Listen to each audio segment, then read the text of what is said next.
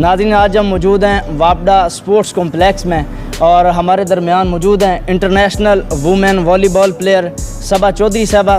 Madam, अपने मुल्क के लिए खेलना हर स्पोर्ट्स मैन का ख्वाब होता है, लेकिन आपका ये ख्वाब प्रैक्टिकल कैसे हुआ? स्टार्ट में जब ख़वातीन किसी फील्ड में कदम रखती हैं तो बहुत ज़्यादा उन्हें मुश्किलात का सामना करना पड़ता है, तो आपकी ज़िंदगी में कोई ऐसा सीन हुआ जिससे आपको लगा कि आपके माशरे का या आपके जो रिश्तेदार हैं उनका प्रेशर आप पे आया हो?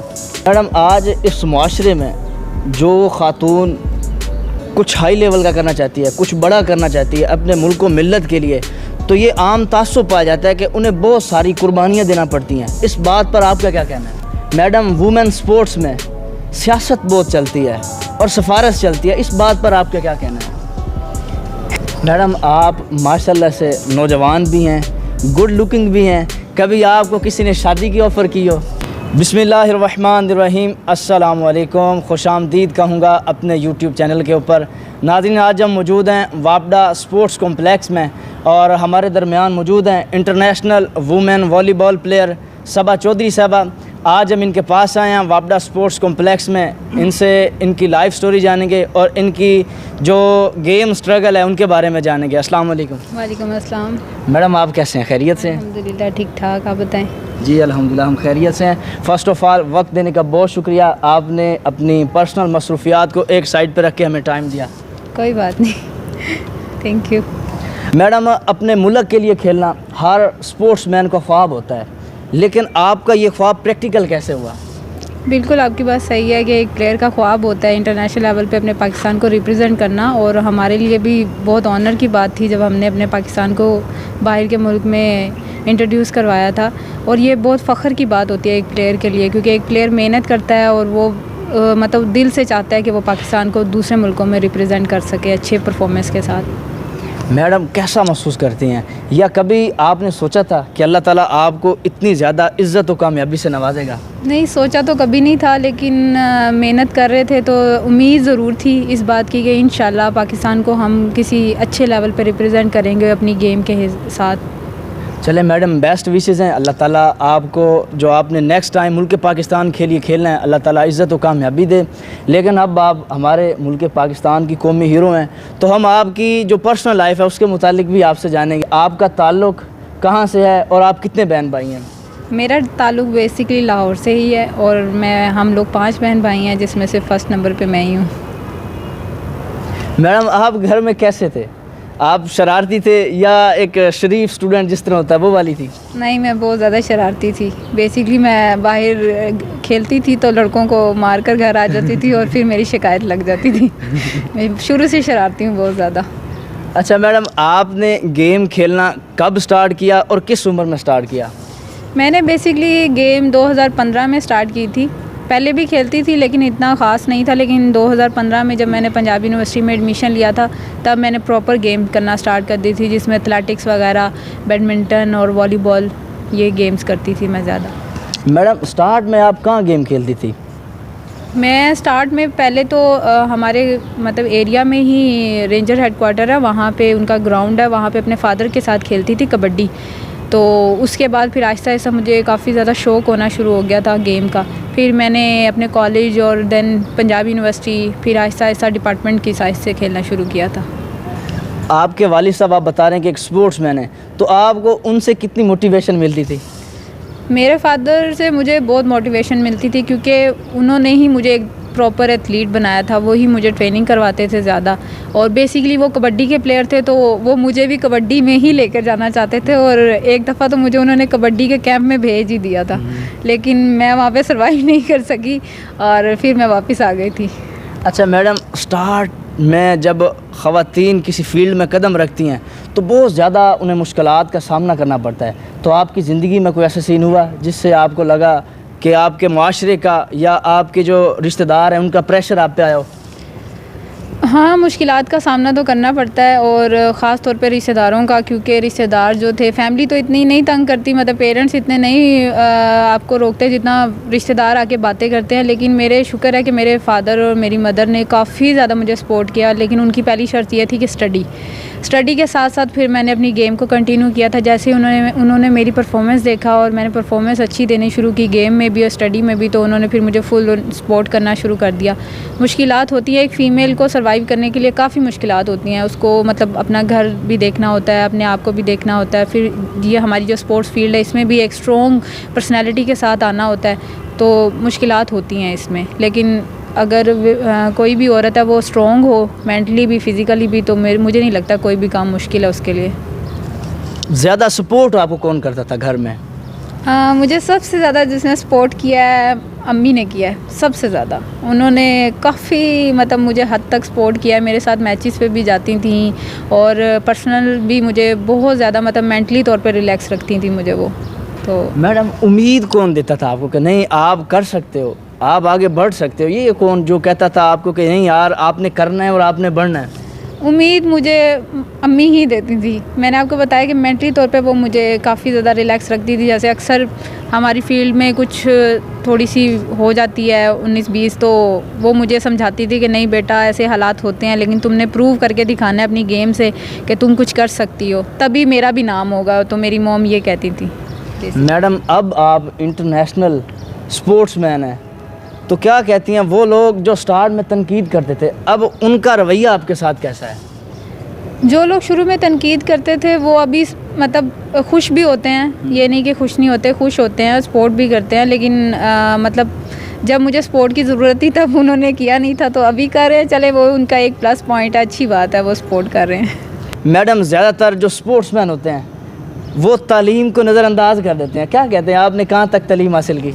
मैंने BA स्पोर्ट्स साइंसेस किया हुआ है पंजाब यूनिवर्सिटी से, और नज़रअंदाज तो कोई भी नहीं करता, कुछ मजबूरियाँ होती हैं, कंटिन्यू नहीं कर सकते कुछ लोग तो। लेकिन अभी इस 2024 में मैंने काफ़ी ज़्यादा ऐसे प्लेयर्स देखे हैं जो माशाल्लाह पढ़ भी रहे हैं, अच्छे लेवल पे पढ़ भी रहे हैं, अच्छे लेवल पे खेल भी रहे हैं। तो स्टडी बहुत इंपॉर्टेंट पार्ट है आपकी, मतलब गेम भी आपकी एक स्टडी ही है। इसमें भी काफ़ी ज़्यादा ऐसी चीज़ें होती हैं जो आपको सीखनी पड़ती हैं, समझनी पड़ती हैं, तो स्टडी मेरे हिसाब से बहुत ज़रूरी है।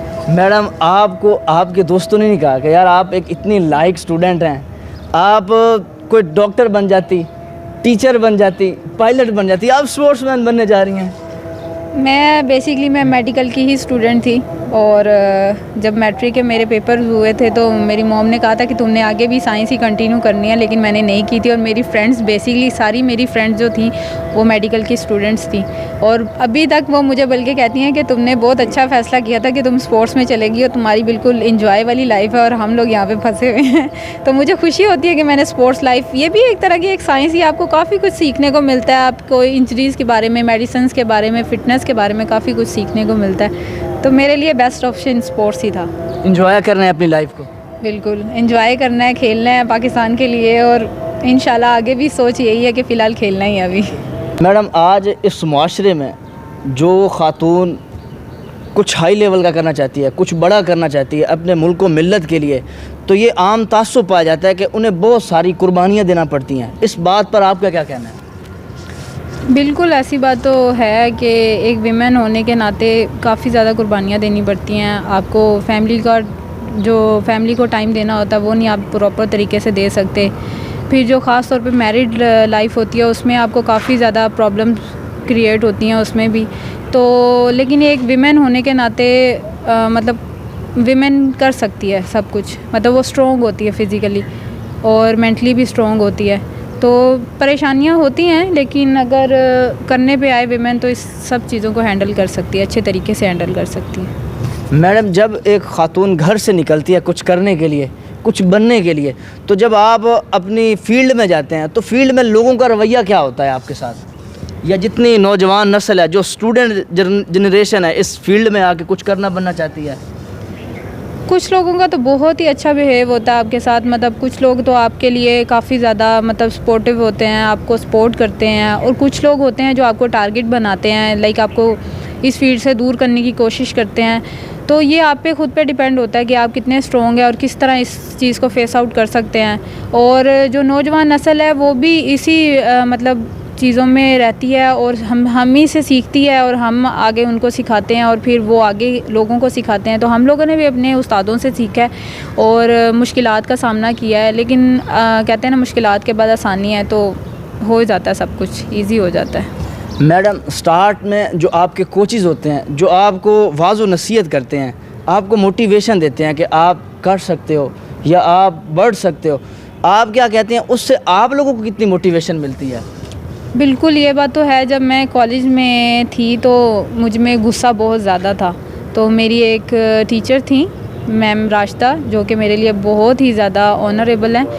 उन्होंने मुझे कंट्रोल करना सिखाया था मेरे गुस्से पे, और उन्होंने कहा था, मुझे एक नसीहत की थी कि जब तुम अपने गुस्से पे कंट्रोल कर लोगी ना, तो समझो तुम्हें हर चीज़ पे कंट्रोल आ गया। और उसके बाद फिर मेरे जो वापडा के कोच हैं सर बशीर, जो कि समझ लें जिन्होंने मुझे बेसिकली प्लेयर बनाया है, मैं उनकी बहुत थैंकफुल हूँ। उन्होंने भी मुझे बहुत सी चीज़ों पे कंट्रोल करना सिखाया। ख़ास तौर पे उन्होंने मुझे बोला कि तुम ना अपने सर पे एक बर्फ़ का ब्लॉक रखो ताकि तुम ठंडी रहा करो, और तुम्हें किसी किस्म की कोई बात सुने भी तो तुम उसको इग्नोर करो। तो ये एक मोटिवेशन होती है। आपका उस्ताद जब आपके साथ सिंसियर होता है तो मुझे नहीं लगता कि कोई भी प्लेयर फिर डाउन जा सकता है। वो हमेशा फिर ऊंचाई की तरफ ही जाता है और वो अपनी बेस्ट परफॉर्मेंस ही देता है। अगर आपके कोचेज़ आपके साथ सिंसियर हैं और आपको सिखा रहे हैं, अच्छा सिखा रहे हैं, पॉजिटिव थिंकिंग रख रहे हैं, तो ये बहुत अच्छा एक प्लस पॉइंट होता है आपके साथ। मैडम, आपकी स्टूडेंट दौर में या आपकी इस फील्ड के कैरियर में कभी आपकी किसी से लड़ाई हुई हो? लड़ाइयाँ बहुत हुई हैं, लेकिन बचपन में ज़्यादा हुई हैं। बड़े होके अभी मैं नहीं करती, क्योंकि अभी मैं एक प्रोफेशनल प्लेयर हूँ, तो मुझे सूट नहीं करता ये चीज़ें, लड़ाई झगड़ा ये वो। अगर कभी हो भी जाए तो हम लेट डाउन करते हैं कि बस ठीक है, छोड़ो, दफ़ा करो, मतलब इस तरह होता है। लेकिन इतना कोई मतलब मेजर लड़ाई कभी भी नहीं हुई मेरी। मैडम, बतौर प्रोफेशनल वुमेन वॉलीबॉल प्लेयर अब आपका कैरियर जो है वो कैसा चल रहा है और गुजारा कैसा हो रहा है? जो आप वॉलीबॉल खेल रहे हैं, इससे गुजारा कैसा हो रहा है? गुजारा गेम के साथ आप गुजारा तो नहीं खैर कह सकते। ये गेम एक हमारा पैशन है, शौक़ है, और गुजारा तो अल्लाह मतलब अल्लाह के भरोसे होता है सब कुछ। लेकिन अल्हम्दुलिल्लाह कि हमें इस फील्ड ने बहुत कुछ दिया है, मतलब बहुत कुछ दिया है। जॉब भी हमें मिली है, गवर्नमेंट जॉब भी मिली है, और इस फील्ड से हमें बहुत कुछ और भी सीखने को भी मिला है। तो मतलब अच्छा है, चल रहा है सिस्टम। मैडम, आप किस इदारे के साथ वाबस्ता हैं और इदारे वालों का आप लोगों के साथ रवैया कैसा है?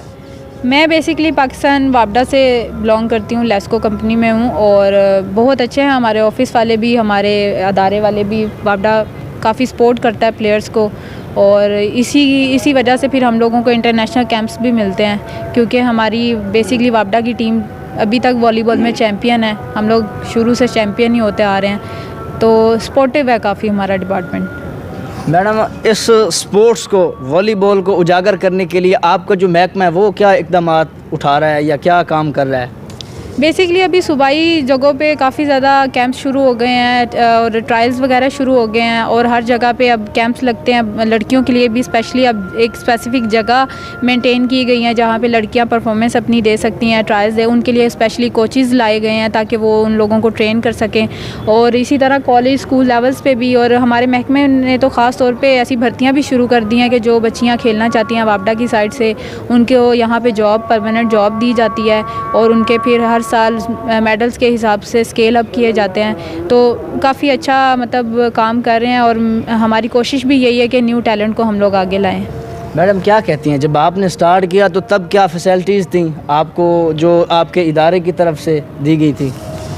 जब मैंने स्टार्ट किया था तब इतना मतलब कहीं से हमें प्रॉपर एक वे नहीं मिलता था, लेकिन हम अब आहिस्ता आहिस्ता हमारे डिपार्टमेंट ने काफ़ी सपोर्ट करना शुरू कर दिया, और कई हद तक वीमेंस को आगे लेकर गए हैं। मतलब 75% अब वीमेंस काफ़ी आगे चले गई हैं, और स्पोर्ट्स में काफ़ी ज़्यादा नाम कमा रही हैं, इंटरनेशनल लेवल पे भी, नेशनल लेवल पे भी, और अपने डिपार्टमेंट का नाम रोशन कर रही हैं। मैडम, जो आने वाली जनरेशन है, आप उनका क्या मुस्तकबिल देखती हैं स्पोर्ट्स में, जो ख़ास तौर पर वुमेन है? विमेंस का मतलब ब्राइट ही है, जाहिर बात है। यहाँ पे जो मतलब इस टाइम महकमे काम कर रहे हैं, जो भी डिपार्टमेंट्स हैं हमारे, वो ख़ास तौर पर विमेंस पे काम कर रहे हैं, तो काफ़ी अच्छा एक प्लस पॉइंट हमें देखने को मिल रहा है कि आने वाले फ्यूचर में मतलब काफ़ी अच्छा हमारे पास एक स्टॉक प्लेयर्स का आएगा, जो कि मज़ीद सालों में पाकिस्तान को अच्छे लेवल पे रिप्रेजेंट करेगा। मैडम, आप एक प्रोफेशनल वुमेन स्पोर्ट्समैन हैं, तो क्या कहती हैं आप लोगों को खुराक की क्या तजवीज़ दी जाती है? हमारे लिए डाइट प्लान होते हैं जिसमें हमें काफ़ी ज़्यादा मतलब चीज़ों को छोड़ना पड़ता है, जैसे कि फ़ास्ट फूड हो गया, मिर्चों वाली कोई भी चीज़, स्पाइसी कोई भी चीज़ इस तरह की जो हम ऑयली हो या वो नहीं खा सकते। तो हमें काफ़ी ज़्यादा न्यूट्रिशन को फॉलो करना पड़ता है। डाइट हमारी एक डाइट प्लान दिया जाता है जिसको हमें फॉलो करना पड़ता है। तो स्पोर्ट्समैन अंडे बहुत खाते हैं, आप कितने अंडे खाते हैं? नहीं, मैं नहीं खाती, मैं ज़्यादा से ज़्यादा 1 या 2 खा लेती हूँ, उससे ज़्यादा मैं नहीं खाती। मैडम आपकी एक्सरसाइज का क्या मामूल है, आप कितने घंटे करती हैं? बेसिकली हमें 24 आवर में 6 to 7 और हम लोग ट्रेनिंग करते हैं, जिसमें 3 घंटे सुबह में और 3 घंटे शाम में। सुबह में हम लोग फ़िज़िकल फ़िटनेस वगैरह करते हैं और इवनिंग की ट्रेनिंग में हम लोग बॉल ट्रेनिंग वगैरह, ड्रिल्स वगैरह करते हैं, मैचेस वगैरह खेलते हैं। मैडम वुमेन स्पोर्ट्स में सियासत बहुत चलती है और सिफारिश चलती है, इस बात पर आपका क्या कहना है? इस बात में मैं कुछ भी नहीं कहना चाहूँगी, लेकिन हाँ, हर जगह सिफारिश नहीं चलती, आपकी मेहनत भी ज़रूरी होती है। और मुझे नहीं लगता कि एक प्लेयर अगर अच्छा है तो उसको किसी सिफारिश की ज़रूरत है या किसी सियासत की ज़रूरत है। आप अच्छे प्लेयर हैं तो आपकी जगह खुद ब खुद टीम में बन जाती है। मैडम कभी आपके साथ हक तलफी हुई हो, आपको लगे कि यार ये मेरा मेरिट था, मुझे नहीं दिया गया, किसी दूसरे को दिया गया सिफारिश की वजह से? मेरे साथ हुआ तो नहीं है कभी, लेकिन काफ़ी जगहों पे मैंने सुना है कि ऐसा होता है, लेकिन मुझे नहीं लगता कि ऐसा होना चाहिए, क्योंकि एक प्लेयर काफ़ी मेहनत करता है और उसकी मेहनत का फल उसको बेसिकली उसकी टीम से, उसकी मैनेजमेंट से ही मिलना होता है। और अगर वही सपोर्ट नहीं करेंगे एक प्लेयर को, तो मुझे नहीं लगता प्लेयर वो ज़्यादा देर तक कंटिन्यू कर सकता अपनी गेम को, क्योंकि जब आप उसकी मेहनत का उसको फल ही नहीं देंगे तो वो डिसहार्ट होगा और अपनी गेम छोड़ देगा। आपको क्या लगता है कोई भी फील्ड हो उसमें इस तरह का काम होना चाहिए कि जो हकदार है उसको उसका हक ना दिया जाए? नहीं, ऐसा काम बिल्कुल नहीं होना चाहिए, बल्कि हक देना चाहिए और सपोर्ट करना चाहिए अपने प्लेयर्स को, और उनकी मेरिट बेस पे हर गेम होनी चाहिए। जैसे वॉलीबॉल में भी बेसिकली ट्रायल्स होते हैं पहले, और ट्रायल्स की बिना पर आपको सिलेक्ट किया जाता है। इसी तरह बाकी गेम्स में भी मुझे लगता है कि ट्रायल्स होने चाहिए और जो लोग हकदार हैं उनको उनका हक मिलना चाहिए। मेहनत उनका जो उन्होंने की हुई है मेहनत, उस हिसाब से उनको एक ट्रैक मिलना चाहिए। मैडम वुमेन स्पोर्ट्स की जो फील्ड है उसमें ज़्यादातर जो कोचेज़ होते हैं वो मर्द होते हैं, तो आप लोगों को कितनी मुश्किलात का सामना करना पड़ता है?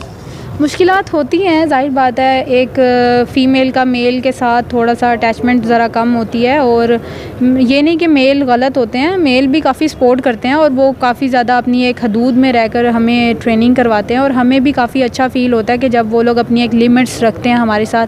और कुछ लोग होते हैं ऐसे जो मतलब मिसबिहेव कर जाते हैं, काफ़ी ज़्यादा वीमेंस को इस चीज़ से प्रॉब्लम्स होती हैं, लेकिन अभी तो ऐसा है कि वीमेंस भी कोचिंग में आना शुरू हो गई हैं, तो अभी काफ़ी अच्छा सिस्टम हो गया है इस चीज़ को लेकर। और दूसरा ये कि मेल्स हमें जब ट्रेनिंग करवाते हैं तो उनको पता होता है कि हमने कितनी हद तक इन लोगों के साथ बात करनी है और कितनी हद तक इन लोगों को हमने ड्रिल करवानी है, तो उन सबको आइडिया हो जाता है इस चीज़ का, क्योंकि उनको पहले से ये ट्रेनिंग दी होती है कि आपने फ़ीमेल्स के साथ जो ट्रेनिंग करवानी है उनको आप टच नहीं कर सकते। और बाकी ये है कि आपने ज़ुबान से जो भी उनको कहना है वो कहना है, लेकिन कुछ ऐसे अल्फाज हैं जो आप नहीं यूज़ कर सकते उनके साथ। मैडम पर्सनली तौर पर हम आपसे जानना चाहेंगे, आपको क्या लगता है कि आपके जो कोचेज़ हैं वो कौन होने चाहिए? मुझे लगता है दोनों ही ठीक हैं, मेल भी ठीक हैं, फ़ीमेल भी ठीक हैं। फ़ीमेल का थोड़ा सा ये हो जाता है कि जैसे हम वीमेंस हैं तो हम फ़ीमेल की इतनी बात नहीं सुनते जितना हम मेल की सुनते हैं, क्योंकि मेल ज़रा सख्त कोचेज़ होते हैं। तो दोनों ही सही हैं, मतलब दोनों फील्ड में अगर दोनों आगे आ रहे हैं तो दोनों ही कोचेज़ सही हैं, मेल भी ठीक है और फीमेल भी ठीक है। मैडम आप माशाल्लाह से नौजवान भी हैं, गुड लुकिंग भी हैं, कभी आपको किसी ने शादी की ऑफ़र की हो? शादी की ऑफ़र तो आती हैं, लेकिन अभी इस बारे में कभी सोचा नहीं है, इतना सोचा नहीं है। मैडम कभी ऐसा हुआ हो कि आपका किसी पर और किसी का आप पर दिल आया और उसने आपको प्रपोज़ किया हो? नहीं, ऐसा कभी भी नहीं हुआ, मेरा दिल अभी तक किसी पे भी नहीं आया और अल्लाह करे ऐसा हो भी ना कभी। अभी तो फ़िलहाल गेम पे ही दिल आया हुआ और गेम को ही लेकर आगे कंटिन्यू करना है, बाकी चीज़ें मम्मी लोग देख लेंगे खुद ही। मैडम वो एक बहुत बड़े अदीब हैं, उन्होंने लिखा है कि जब आपका शौक़ आपका ज़रिया माश बन जाता है तो आपकी जो लाइफ है बड़ी कंफर्टेबल हो जाती है। तो आप जो नौजवान नस्ल है उन्हें क्या कहना चाहेंगे कि आप जिस शौक़ के साथ भी वाबस्ता हैं उसके साथ किस तरह का आपको होना चाहिए? मैं नौजवान नस्ल को तो इतना नहीं, लेकिन मैं पेरेंट्स से ये ज़रूर रिक्वेस्ट करूँगी कि जो मतलब बच्चे हैं वो चाहते हैं जिस भी फील्ड में जाना या जिस भी पैशन में जाना, तो प्लीज़ पेरेंट्स उनको सपोर्ट करें, क्योंकि आप उन पे बर्डन नहीं डाल सकते किसी किस्म की दूसरी फील्ड का, और वो उसमें कामयाब भी नहीं होते। जैसे अब हमारी स्पोर्ट्स फील्ड है, तो अगर हम इसमें आना चाहते हैं तो हमें इसमें काफ़ी ज़्यादा बेनिफिट्स मिलते हैं, और इसी तरह कोई मेडिकल की फ़ील्ड में जाना चाहता है, कोई आर्ट्स की फ़ील्ड में जाना चाहता है, तो काइंडली उसको सपोर्ट किया जाए उन बच्चों को। और नौजवान नस्ल से भी मेरा यही मैसेज है उनके लिए कि प्लीज़ आप लोग भी थोड़ा सा फोकस करें अपनी फ़ील्ड को लेकर, अपने टैलेंट को लेकर उसका अच्छा इस्तेमाल करें और उसको अच्छे मतलब वे पे लेकर जाएं, और उसको मतलब कि आप अपने लिए बेनिफिट के ज़रिया भी बना सकते हैं, अपने पेरेंट्स को भी एक ऑनर दिला सकते हैं, तो मतलब अच्छे वे में लेकर जाएं जितना भी हो। मैडम, स्पोर्ट्स में एक मखसूस एज के बाद आपको रिटायरमेंट लेना पड़ेगी, तो क्या कहती है रिटायरमेंट के बाद आपका क्या मुस्तकबिल होगा, क्या करेंगी आप? वैसे तो प्लेयर कभी बूढ़ा नहीं होता, ये तो आपने भी सुना होगा, लेकिन इसके बाद ज़्यादातर हमारी सोच यही होती है कि हम लोग कोचिंग में आएँ, क्योंकि जो हमने सीखा होता है और जो हम लोगों ने बाहर की कंट्रीज़ में जाकर वहाँ पे न्यू चीज़ें टेक्निक्स वगैरह सीखी होती हैं, उसका हमें फ़ायदा होता है। तो हम चाहते हैं कि जो आने वाले लोग हैं, आने वाले न्यू जनरेशन है, उनको भी हमसे कुछ सीखने को मिले, तो इसलिए हम ज़्यादातर कोचिंग फील्ड को वैल्यू करते हैं। मैडम, आज आप जिस मकाम पे हैं, आप मुतमईन हैं कि मैंने जो मेहनत की है या मैंने जो ख्वाब देखे थे? बिल्कुल, मैं इस चीज़ से बहुत मुतमईन हूँ, क्योंकि मुझे याद है कि एक दफ़ा मेरे साथ ये मुआहदा हुआ था कि तुम्हारे पास सिर्फ एक चांस है, और अगर तुमने प्रूव कर दिया तो ठीक है, अगर ना किया तो फिर जो हम कहेंगे वो होगा। तो मुझे आज खुशी है कि मैंने उस मौके का फ़ायदा उठाया और मैंने अपने आप को प्रूव किया इस लेवल पे कि आज मैं नेशनल और इंटरनेशनल लेवल पे अपने आप को मतलब एक बेस्ट प्लेयर की हैसियत से जानती हूँ, और मुझे लोग भी बेस्ट प्लेयर की हैसियत से जानते हैं, और मैं पाकिस्तान को रिप्रेजेंट कर रही हूँ और अपने डिपार्टमेंट को रिप्रेजेंट कर रही हूँ। और इसमें मुझे सबसे ज़्यादा जो मुझे सपोर्ट किया गया था, अगर मेरी मदर और मेरे फादर मुझे सपोर्ट ना करते तो शायद आज मैं इस लेवल पर ना होती। मैडम, आप सोशल मीडिया पे बहुत एक्टिव है माशाल्लाह से, हम आपकी वीडियोस, आपकी स्टोरीज़ देखते रहते हैं, तो क्या कहती हैं, कोई तनकीद नहीं करता आपको कि यार आप इस फील्ड में? और करते हैं लोग तनकीद, लेकिन एक आपको पता है जब आप सोशल मीडिया पे जाते हो तो आपको काफ़ी ज़्यादा तनकीद का सामना करना पड़ता है। तो मुझे नहीं लगता कि अगर आप सोशल मीडिया यूज़ कर रहे हो तो आपको किसी की बातें सुननी चाहिए, आपको वही करना चाहिए जो आपको अच्छा लगता है, क्योंकि लोग बातें करते हैं और आपको सुननी पड़ती हैं।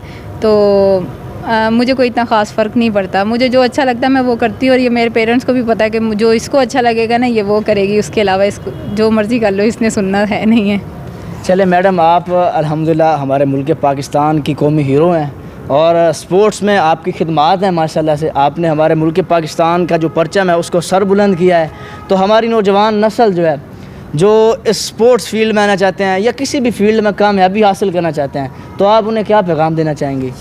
मैं उन्हें यही मैसेज दूंगी कि आप लोग मेहनत करें और जितना हो सके अपनी फ़ील्ड को पॉजिटिव वे में लेकर जाएं, और इस ज़ाहिर बात है हर फील्ड जो है वो मेहनत मांगती है, तो जब तक आप मेहनत नहीं करेंगे आप आगे नहीं आ सकते। मेहनत करें और दूसरी नेगेटिव चीज़ों से बचें, और अगर आप फ़ोन भी यूज़ कर रहे हैं तो काइंडली फ़ोन जो है गेम के हिसाब से यूज़ करें, उसमें गेम के कुछ एक्टिविटीज़ होती हैं वो देखें, तो आपको बहुत कुछ सीखने को मिलेगा। तो इंशाल्लाह आप लोग अच्छे प्लेयर की हैसियत से उभरेंगे आगे मज़ीद। चले मैडम, बहुत शुक्रिया जो आपने अपनी पर्सनल मसरूफियात को एक साइड पर रख के संडे वाले दिन आप स्पेशल हमारे लिए स्टेडियम में आई और हमें टाइम दिया और अपने कीमती ख्यालात हमारे नाजरीन तक पहुँचाए। Thank you so much. कोई बात नहीं नाज़रीन, इसी के साथ अपने मेज़बान सलीम राव नवाज़ को इजाज़त दीजिए। अल्लाह हाफ़िज़।